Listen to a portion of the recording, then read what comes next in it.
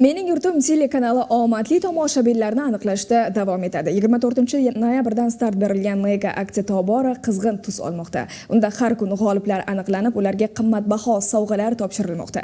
Kuni kecha aksiya doirasida navbatdagi omadli ishtirokchi aniqlandi. Toshkent viloyatining Piskent tumanidan bo'lgan qatnashchi zamonaviy televizor sohibiga aylandi. Mening yurtim telekanal tomonidan o'tkazib kelinayotgan omadli tomoshabin aksiyasining navbatdagi g'olibi piskentlik hamyurtimiz bo'ldi.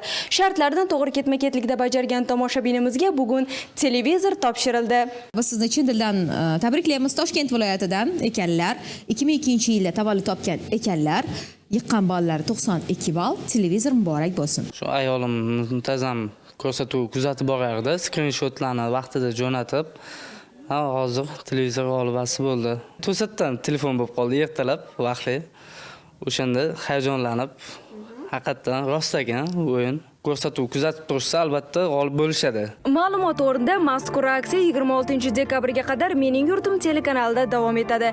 Imkoniyatni qo'ldan boy bermang. Navbatdagi yutuq sizniki bo'lishi mumkin. Zilola Hakimjonova, Doniyor Akbarov, Hududiy informatsion dasturi uchun.